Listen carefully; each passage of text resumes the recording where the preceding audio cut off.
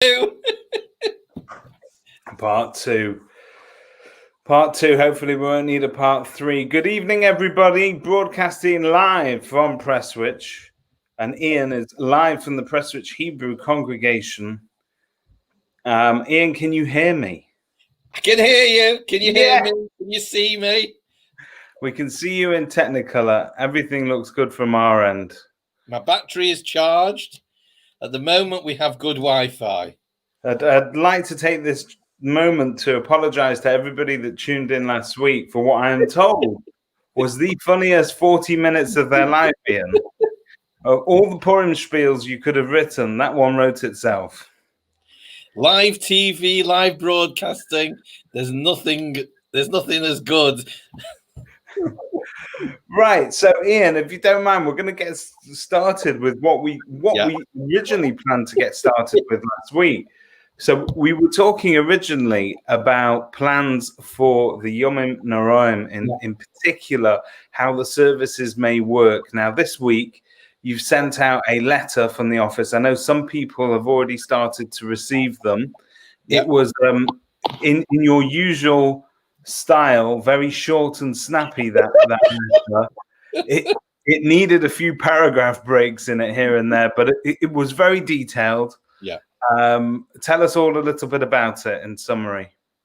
So basically, in a nutshell, I would love to get as many people into shul as want to come into shul. I don't want to have to turn anyone away. We're going to be using the Hilton Suite as much as possible because the Hilton Suite is far easier to sanitize than the main shul. Yeah. So the 3 evenings of Rosh Hashanah, all in the Hilton Suite, so it's going to be 60 maximum. The mornings of Rosh Hashanah, we're having an early minyan about 7:30 in the Hilton Suite. Then one in the main shul, roughly about, we haven't quite finalized the timings, but probably about 8:30. And then there'll be a later service in the Hilton Suite about 11 o'clock till about 1. That'll give us enough time between the 2 in the Hilton Suite to clean the room. The one that's 11 o'clock till 1 will be a shorter service.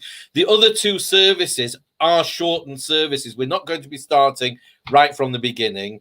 We're going to be starting basically just before Baruch Hu, like we do on Shabbos. So it will be a shorter service. But the one that's going to be the later service will be even shorter. We're not doing Shacharis at all. We're just going to be literally starting from laning and Musaf. And so we're going to be doing that on both days. Then on Yom Kippur, we're going to be doing Kol Nidre on as the fast comes in, both in the main shul and in the Hilton Suite. And then there'll be a second Kol Nidre a little bit later on. Once the first Kol Nidre is finished, we'll allow a gap to be able to clean. There'll be a second Kol Nidre a little bit later on for those who want to come a little bit later. Same thing Yom Kippur morning. There'll be an early service and a later service in the Hilton Suite.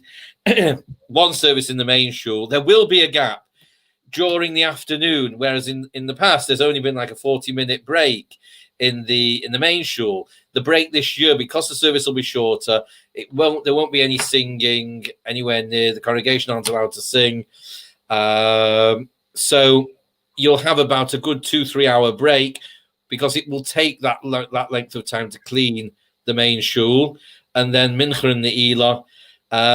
We can only really have 2 Ne'ilas, one in the main shul, one in the Hilton Suite, because it's time dependent. It really needs to be right up to the end. It's about the only thing that's time dependent. We may try something in the room formerly known as the Age Center, obviously, or the Beis Medrash, depending on how many people we've got.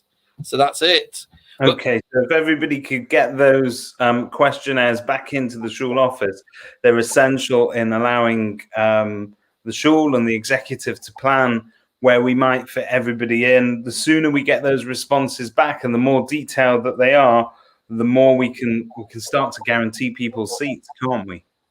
Definitely. I mean, even if you're not planning on coming, so the idea is you'll see on the sheet there's a few columns. If you've got 3 or 4 people in your house, just write the name on the top of the column.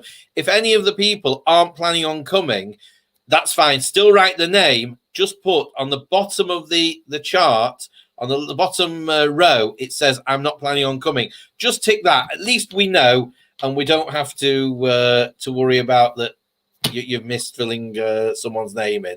But we do need it in. I think we said a week on Wednesday. Really, we need it in as soon as you can. Fantastic.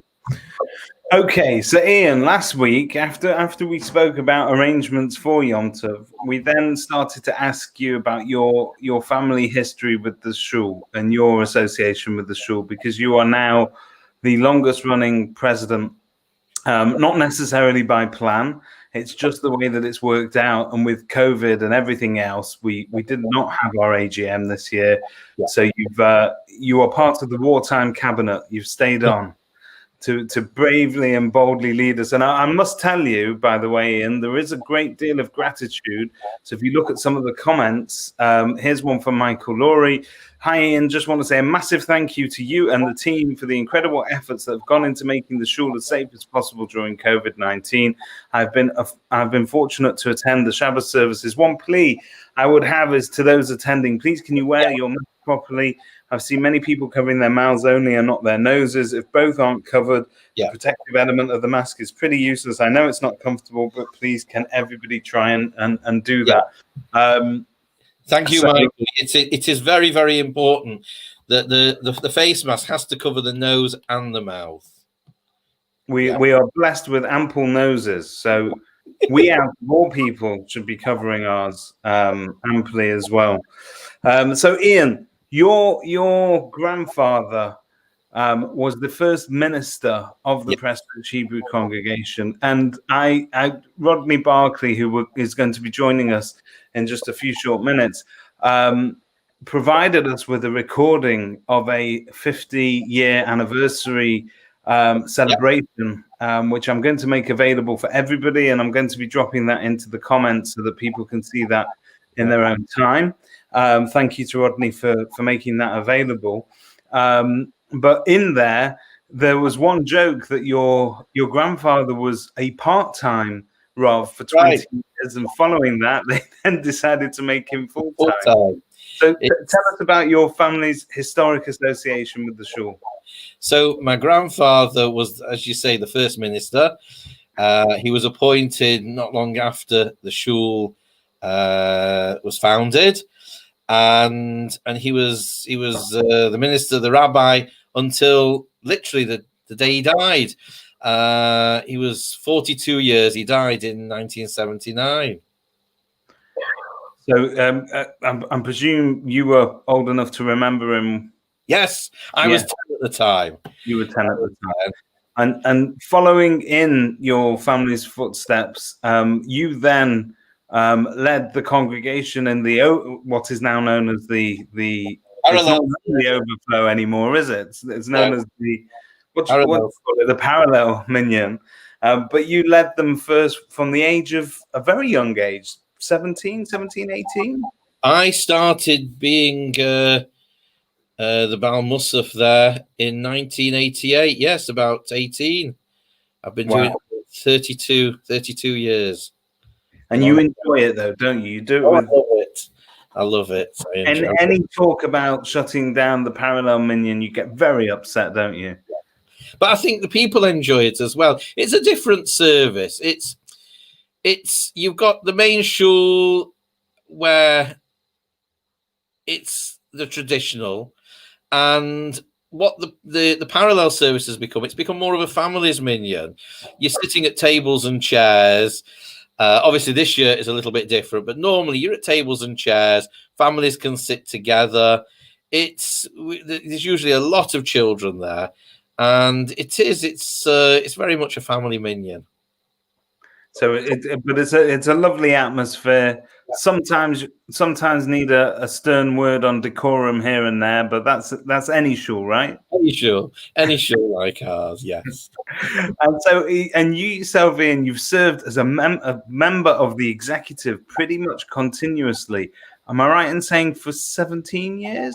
No, More? I joined the executive in 2000, Right. and I've never been off. So that's 24 years. 20 years. 20 years. So you've basically you've occupied pretty much every position except for treasurer at this stage. Treasurer. I did 3 years as warden, then 3 years as secretary, then 9 years as warden, 1 year as vice, and as you say, I'm in my 5th year as president. And you were famously very upset when we wouldn't let you take over from Rick as caretaker. I have been known to pick up a mop. I'll mop the floor. I'll do anything. That's a sign of good leadership. That is a sign of good leadership.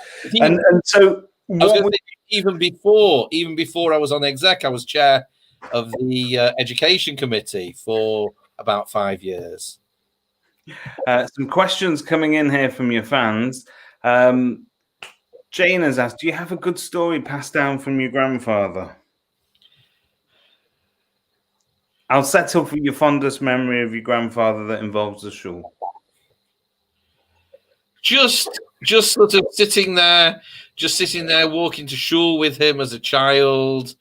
Sitting at Shalosh Shudas with him. Used to sit opposite him, and it's because obviously I was what, 9, 10 when he died, and it's just him being there. Still missed. Kate has asked, does Janine like being the first lady? I don't know. You'll have to ask her. You know, I never forget when I first attended. I mean, obviously, I grew up in the shul, sitting, next to my grandfather, my uncle, my dad. But when I went away and I came back, one of the first events I came back for was, I think it was under Harris Fraser's leadership. I came back for Shabbat UK, which was just in its nascent years then, and it was just one of the first ones that they'd done, and it was absolutely superb. And one thing that was very clear is the devotion with which my wife leaned across to me and she said, I leaned across to my wife and I said, look, I wish that you would look at me the way that Janine looks at Ian. And my wife said to me, I wish you would look at me the way that Ian talks about that shul. He's absolutely devoted. But Janine supports you in everything that you've done with the shul because occupying a position on the executive for as many years as you have, that takes up a lot of time. What's interesting is my children don't know anything other than me being on the executive. I mean, as I say, I joined in 2000. Emma was born in the April 99. So literally, the children have only known me being on executive. They've never known me not. And you still enjoy it. So I'm gonna ask you one other thing because again, we're going to bring Rodney in a second. But in terms of this executive that you've now got, it's probably in its current format one of the younger executives that you've had for a long time. And we would encourage, wouldn't we, as many people as many young people as possible. Definitely.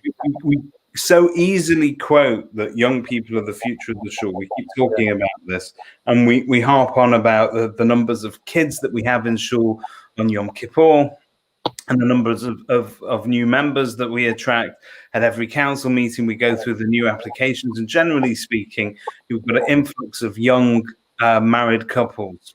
But those are the same people that famously are always short of time. They're running to and from work. They've got a number of different commitments, and so therefore, it's often used as an excuse for people not being involved in the shul.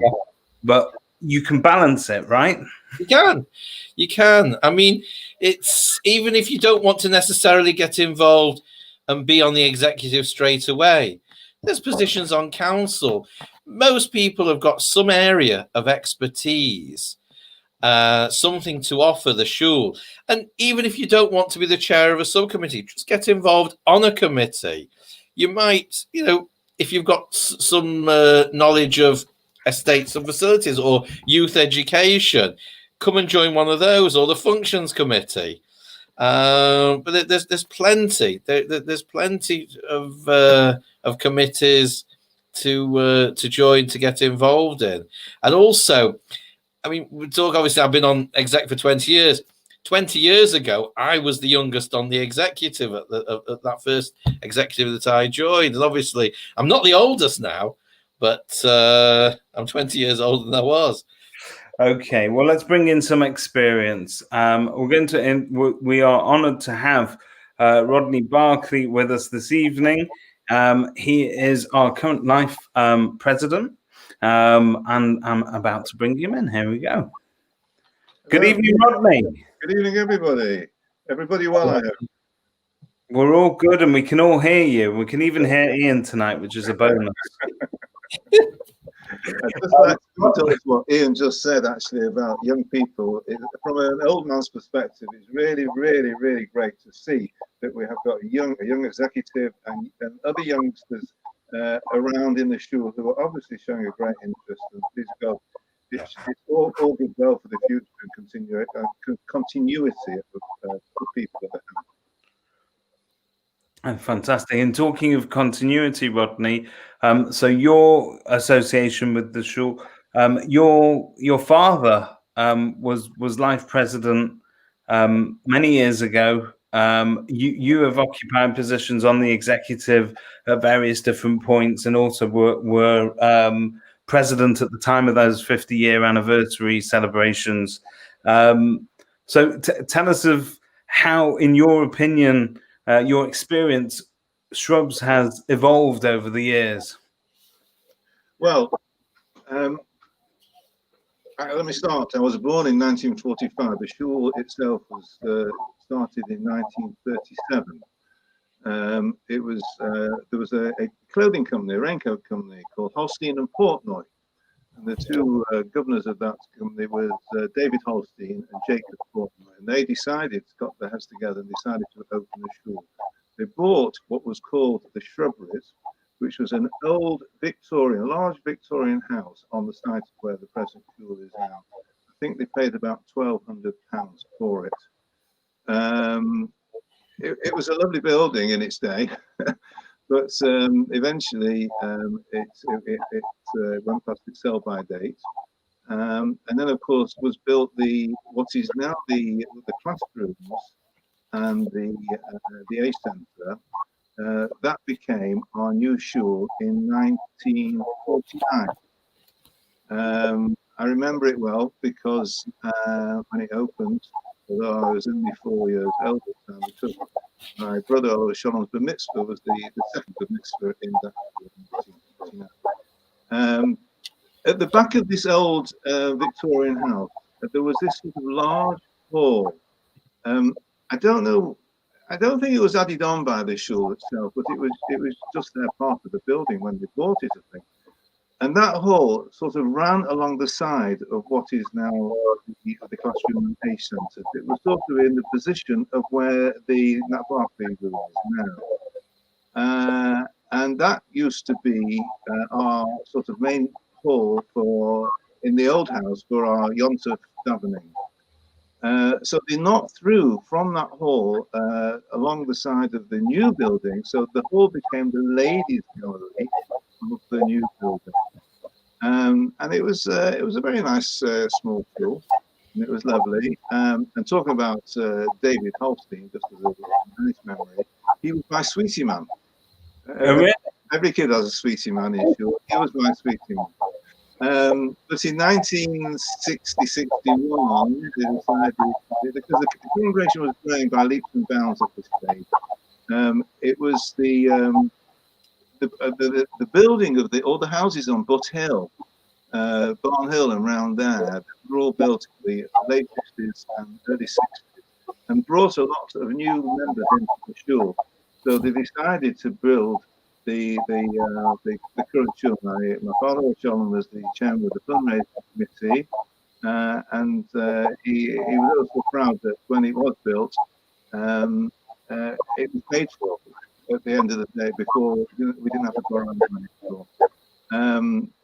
And the shul opened, I think it was 1961, Rosh Hashanah 1961. I think I mentioned it last week, if it was not mistaken. On Rosh Hashanah that we opened, there was no Hilton Suite in those days, and the shul had, as I'm looking at the pictures now, all along the side there, and in front of the box, everywhere that they could find a space for extra chairs, and the shul jam-packed full, which was really fantastic. And then, of course, the Hilton Suite came along, and the other the base of matrices was extended. Originally, it incorporated a sucker roof, if I remember correctly, and then there was extended again.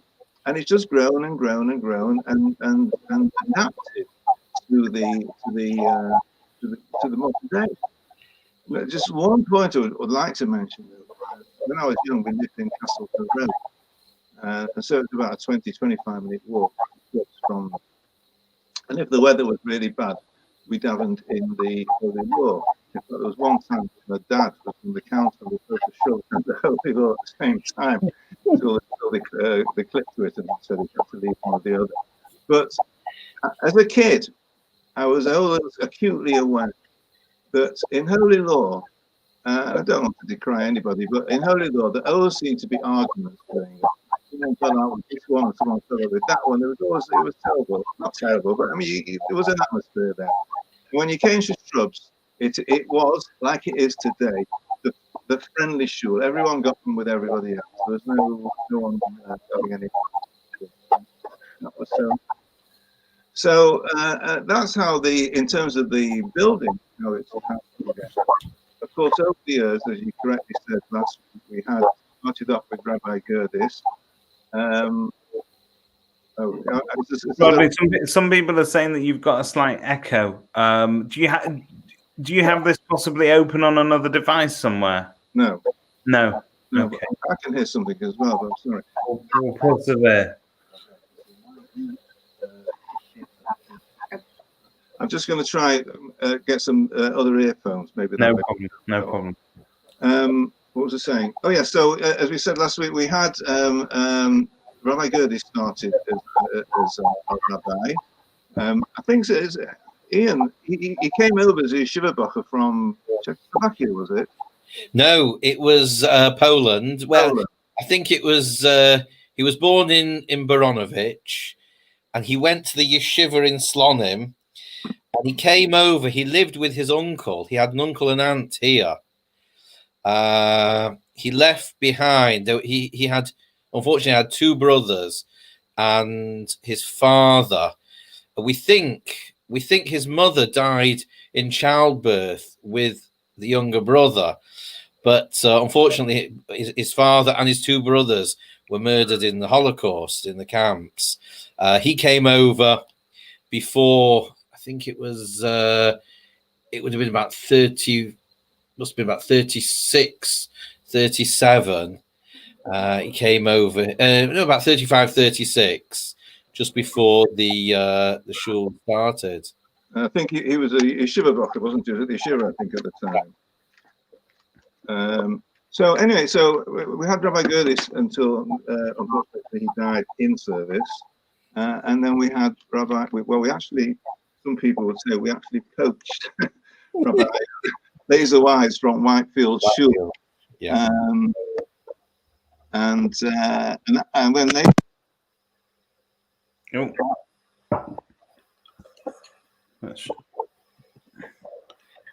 lost audio on Rodney. Let's see if it works.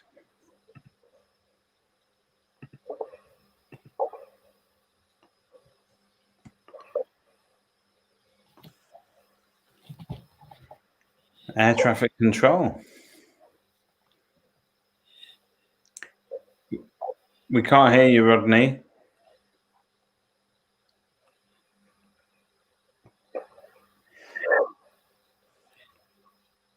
But Ian, what Rodney was saying there before, just whilst we're waiting for Rodney to reconnect, it was one of the things that I heard mentioned in that recording was that it was conceived as its ethos was a friendly shul. That was its USP. And what I'm most delighted about is the fact that it is still very much the same today. You walk through that door, and I think most people would say that it is a friendly and welcoming congregation. And that's it's nothing that we actively. No. We don't wake up in the morning and say, right, we're going to make it as welcoming as possible. It's just the people, isn't it? That's it. It's the people there. And we try to be friendly. We try to be welcoming. Yeah. I've got, just while Rodney's just trying to reconnect, I only have one photo of the original building. I'd love to get more photos if anyone has. And I actually got this. Rodney will be able to say a little bit more about it. I actually got this from the curator of the Greater Manchester Fire Service Museum, because Rodney will be able to say there was, I think, a wartime fire station in front. It was indeed. Can you hear me now? Yes, that's the pic. Can you see the picture? Lift it up ever so slightly, yeah. It's the only one of the original building that we've got. Yes. That is actually the side of the building. And you're quite right. During the war, it was supposed to be a temporary fire station was put there. There was a bit of ground there. It was a corrugated building, if I remember correctly. And it was always quite interesting because in those days the fire engines didn't go doo-dah, doo-dah. They had a little bell that rang. Yeah. And when the shul was right next to it, the old house, and we were upstairs because the shul part was in the upstairs. And we kids, when we heard that bell going, we used to run downstairs to try see the fire engine. But that was there, I think, until they built the new fire station, which is next door to your sister, on Very New Road there. So yes, it was quite interesting to have the fire station there as well. In the front of this old house was what must have been the stables to the old house, and that used to be the sucker. We use that as the sucker. Right. It was very good. But I mean, you know, over the years, I can think back. I mean, when we had opened the new shul, we had a sort of a semi-professional choir under the leadership of Rafel Gonley. I don't know if you would remember him or not.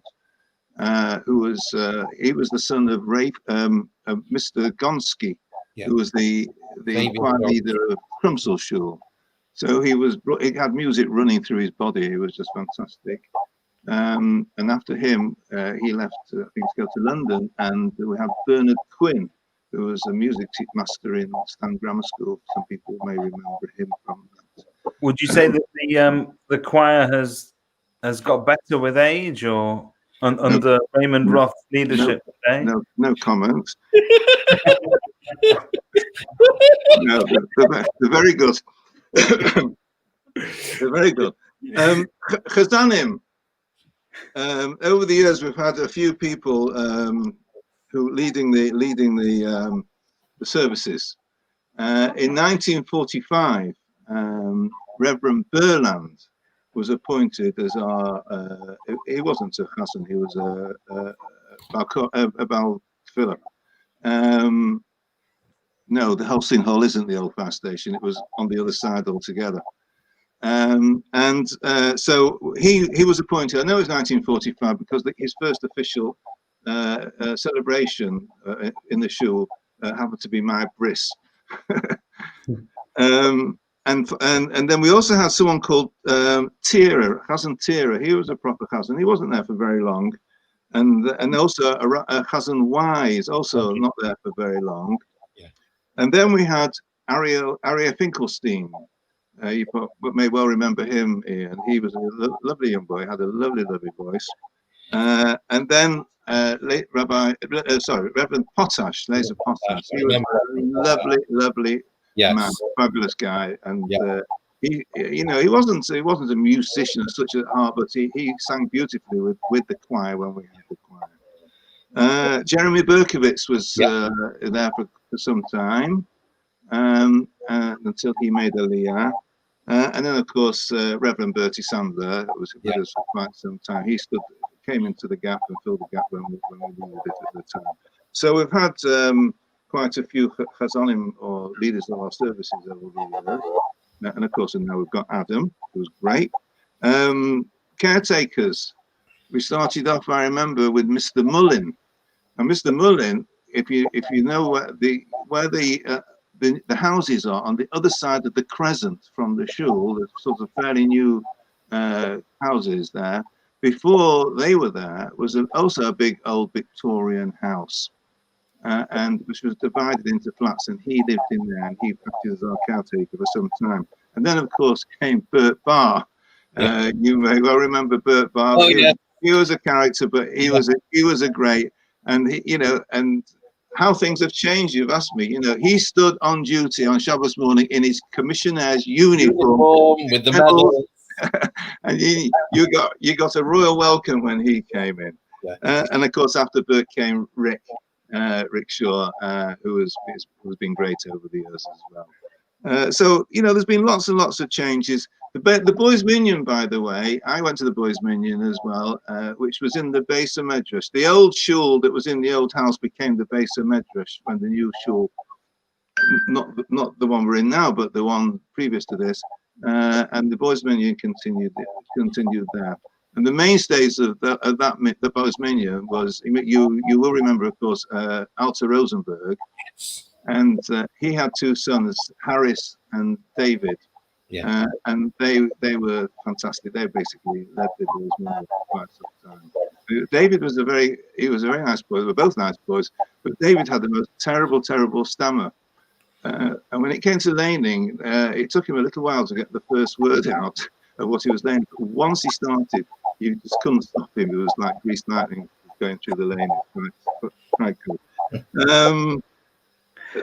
Another development in the shul that changed over the years was the establishment of our own burial board. Our burial board used to be tied in with the Holy Law burial board.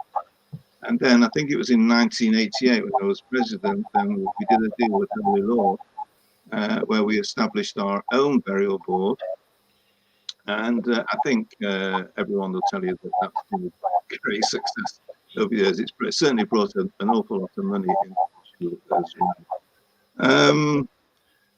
We've had some amazing characters in the shul. Ralph Levine, Mr. Trees, we call him. Remember Ralph Levine? Mr. Trees, because you only had to sneeze, and they'd come round and say, "Do you want to trees in Israel?"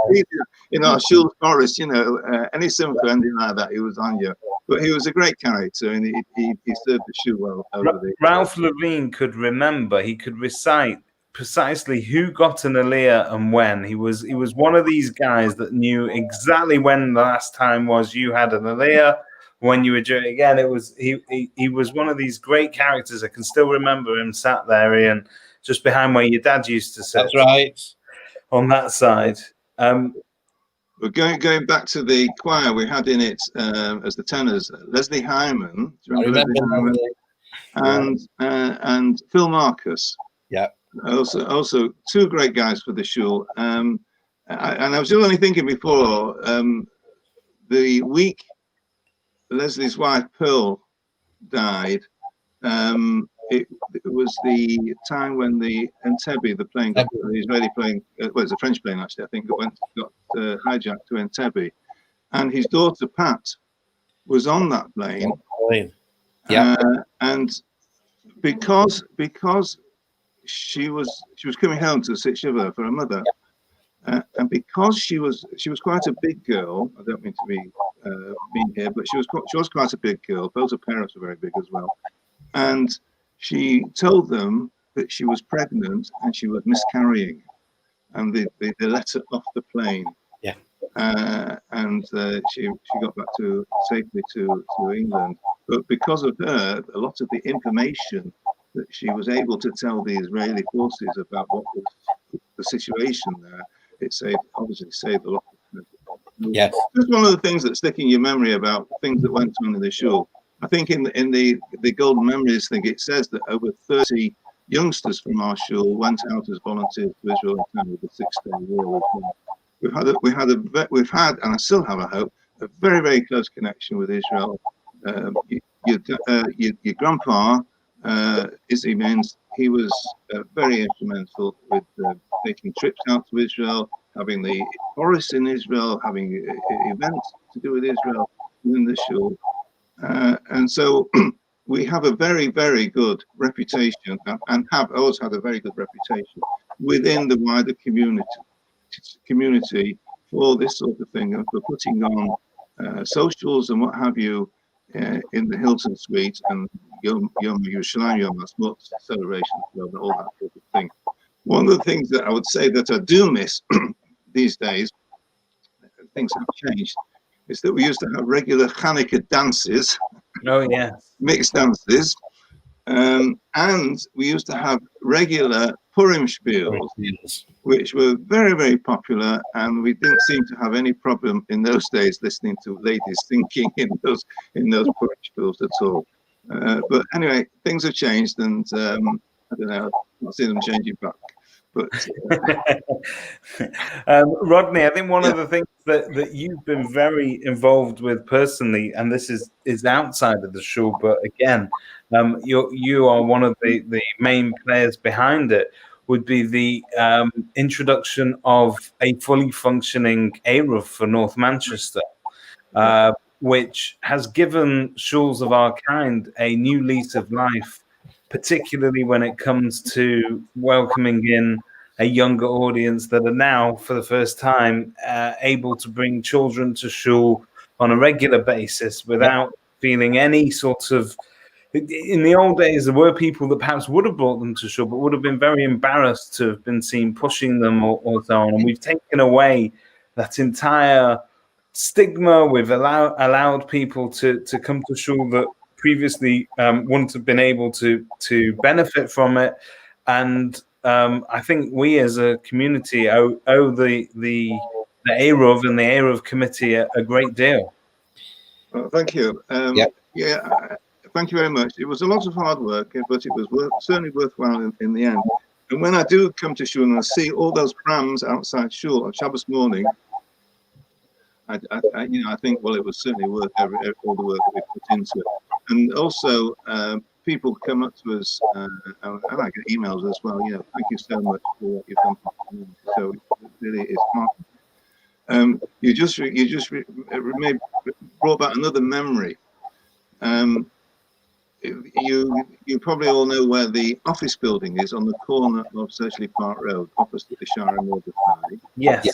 Called Park Gates, yeah. Park Gates, that's the one. Well, Park Gates was the name of the original old Victorian house, big Victorian house that stood there, and which one of our members, Harry Bohr, lived in. The Bohr family, you probably know David Bohr and a lot of the boys. And as I say, we lived in Castle Road, and it was a long walk for a little toddler like me to walk all the way to the church. Well, my dad used to push me in the trolley, and of course he didn't want to bring the trolley into shul, so we used to park it in the Bohr's house, walk across the road. But all these things come back to you when you give it triggers like that.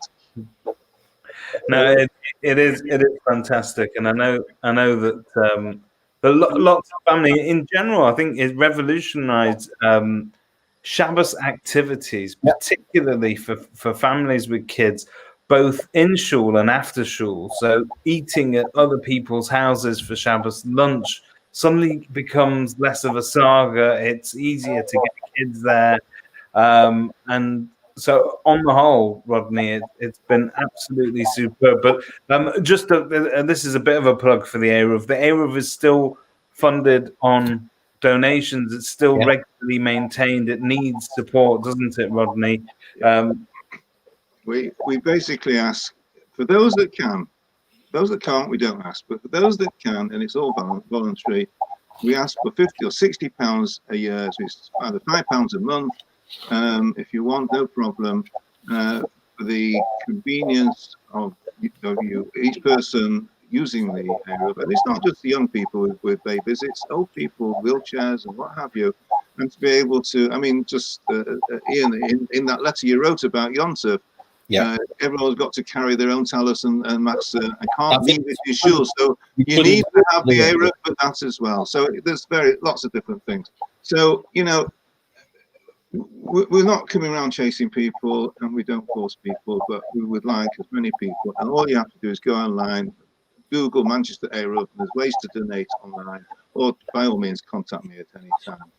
Just on the subject of the Eruv, I mean, obviously it won't be happening this year, but the last couple of years on Yom Kippur, we have had around about 130 children having lunch in shul on Yom Kippur, and it's absolutely fantastic to see so many children there. Obviously, without the Eruv, we couldn't have done anything like that. It really has revolutionized the shul. You just made another trigger point for me there when you said revolutionized, because when I first came on the council, your grandpa Izzy was the president, and I was sat down the first council meeting. He says, "Right, Rodney, you're going to be chairman of the youth committee." It wasn't a question; it was I was told, and we set up a youth committee, and we eventually got a youth leader and set up a youth club.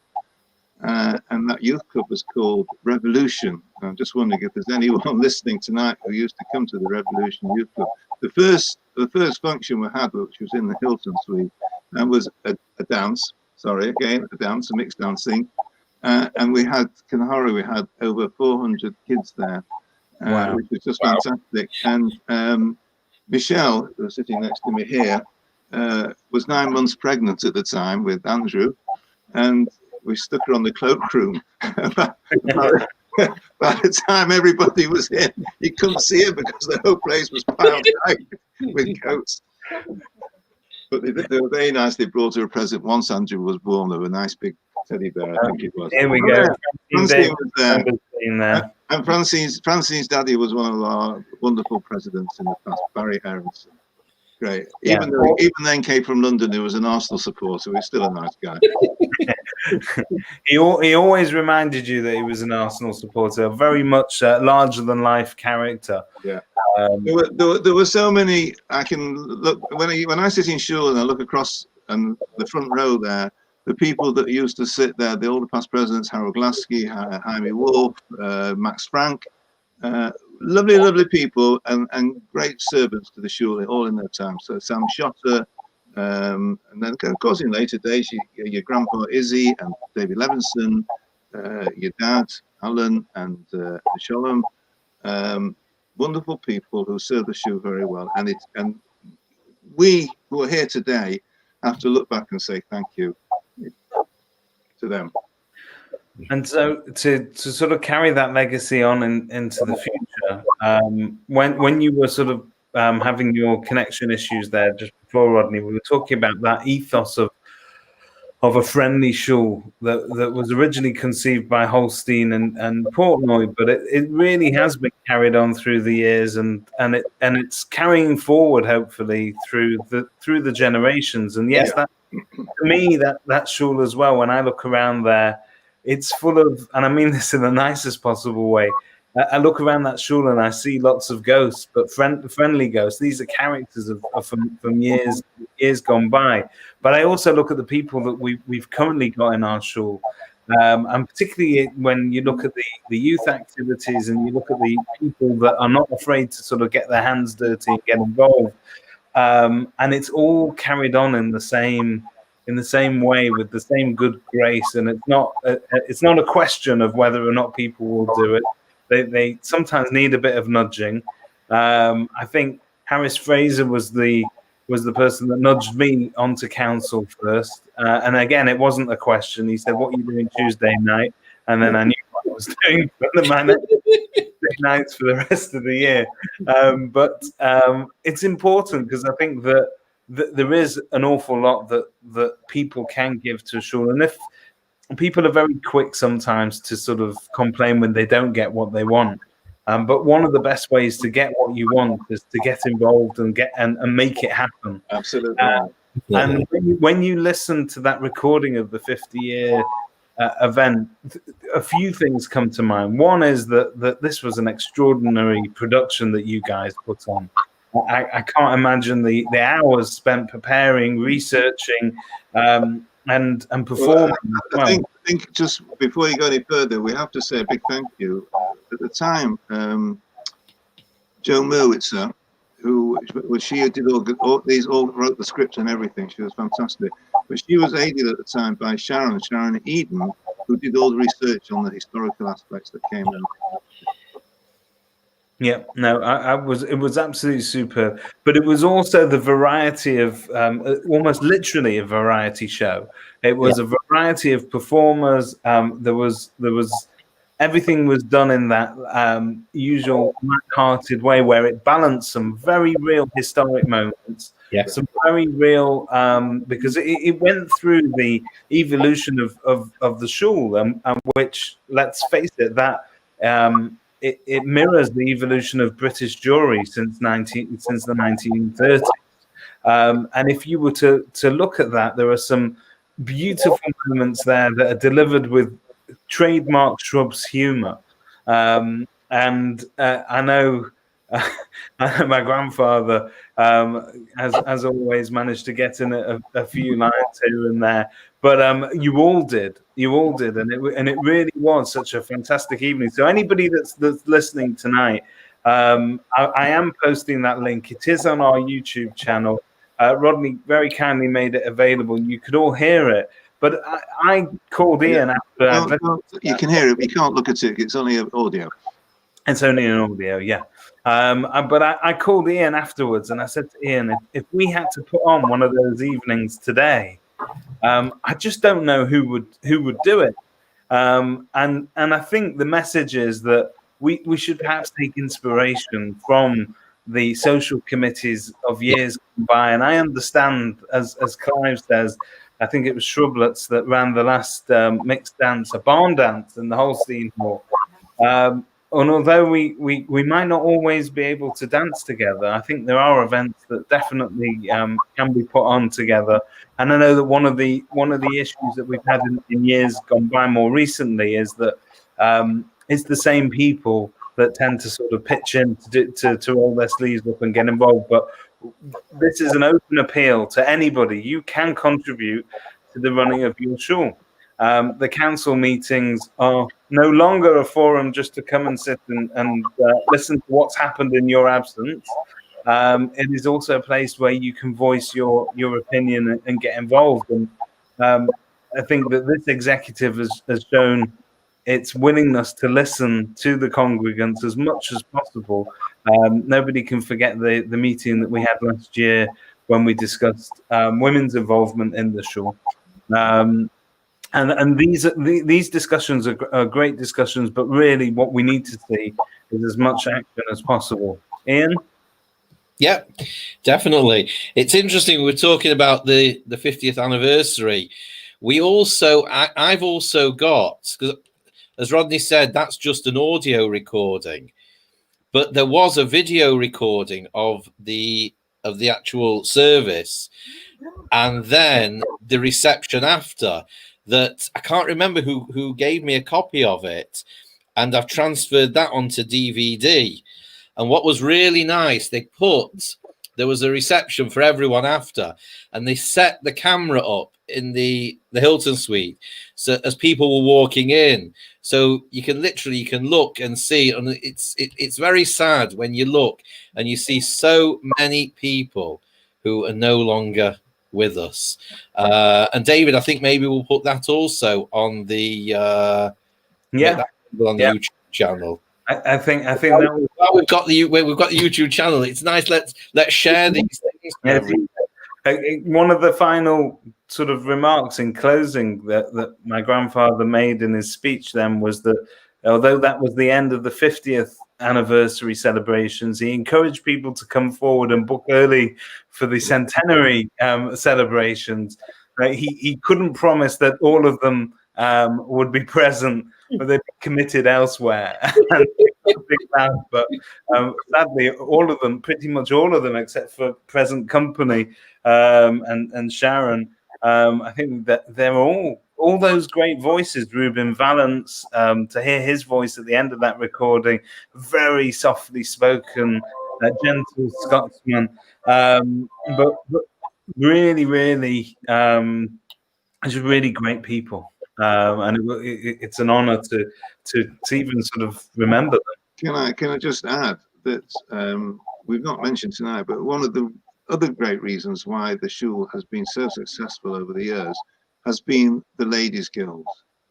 We've had some wonderful Ladies Guilds, and they've done tremendous work for the Shul over the years.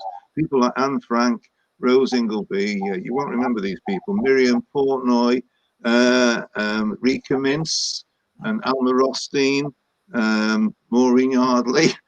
We've had, really, really great people. I apologize. I'm sure I must have missed people out there, but the ladies have played a tremendous part in the show, and cannot be underestimated.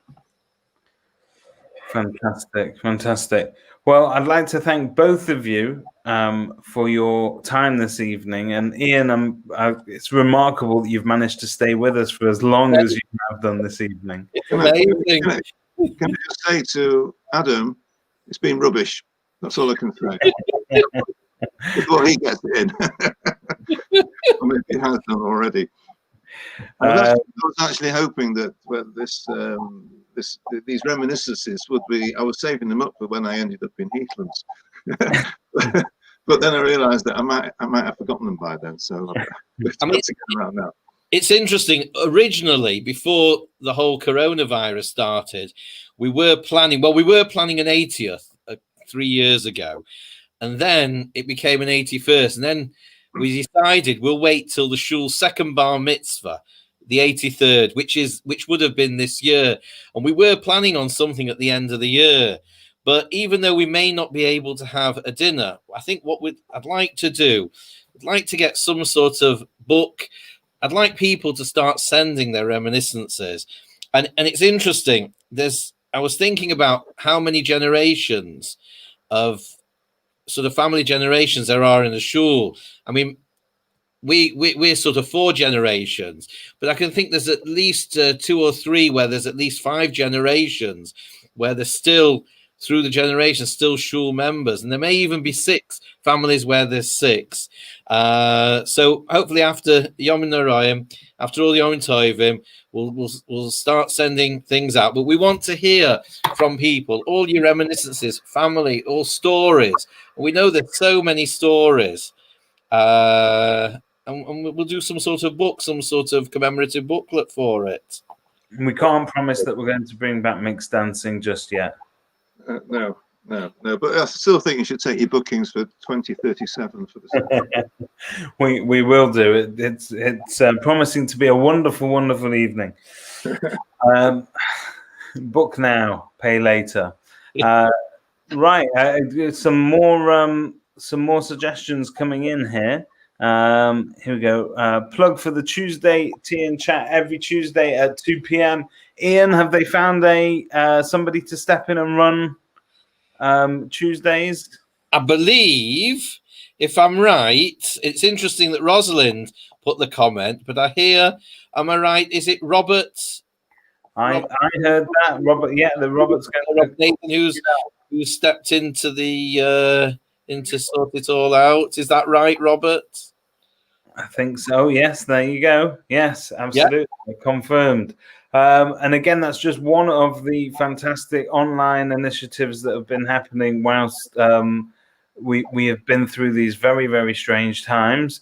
If anybody's got new ideas, if there's anything that they'd like to see or they'd like to try or they'd like to turn their hand to, and they think that they could do it in a virtual fashion so we can reach as many people as possible, please do come forward with those ideas. We will be going through this strange time for, it looks like, Ian, it's here for the next year that we need to manage at least bookings, and certain people might not feel secure enough to sort of come to shul in their own right. So these online events are very, very are very important to them. But I think the other thing is as well that the shul social, in any respect, is certainly, we can't even have kiddushim, so we can't really get together as we would normally would have done. So if anybody's got any suggestions for Sunday night topics, that would be great. But if there's anybody that thinks they'd like to see something else that we could deliver, please don't be shy.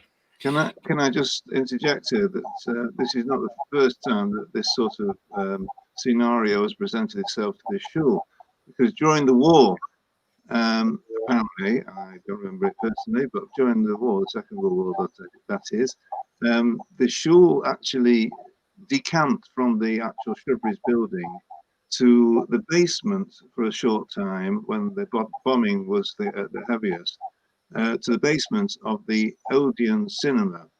Now, lots of people are looking at me blankly, thinking, where's the Odeon Cinema? The Odeon Cinema used to stand where Lidl stands today. Yep. And that's where they had a big basement there, and the shul moved there for a short time. Can I also, just while we're talking about youth, just give a huge thank you to our youth directors, Rivka and Mikey Lebret, who just finished their work with the shul. We now have a new youth director, Adi Dinowitz. But the work that Rivka and Mikey have done over the last few months has been great. It's been super keeping everyone occupied, especially the children. It's been really I saw that drive-through event that you had at the shul the other week. It looked phenomenal. It was brilliant. Everyone with arms and legs out of the window. Fantastic. So Kate has suggested a talent show on Zoom, which is actually something that we're going to try and make happen in conjunction with the Friendship Circle. Friendship Circle have been running a number of different online Zoom events for their members. Our shul has a very close alliance with the Friendship Circle. We have some fantastic friends of the Friendship Circle in our shul. Adam Patrick, who listens to us every week, being one of our favorites, and David Rains as well. But these talent shows are exceptional, and we're going to try and find a way to bring those to the big screen one of these Sunday evenings. So we've just got a little bit of negotiating to do with the rabbi, but we'll get that on your screen very, very shortly. Sharon Hood is suggesting some more social bingo evenings, etc. on Zoom. Yes, we can certainly do that. And some more quiz evenings as well. So we will look into all of that. Everybody should be well. We should continue to meet again. Rodney, thank you very much for your time. My pleasure. Ian, here's to the next 20 years of Ian Creek's rule as president of the unbroken record. Five years is it now, Ian? It's the 5th year. It's the fifth year. Well, it's been lovely to be your lady in waiting, let me tell you. Thank you. Thank you, everybody. We'll see you again next week. We will notify you exactly what the subject's going to be. But thank you, Rodney. Fascinating. Thank you. Have a good night, everyone. Stay safe.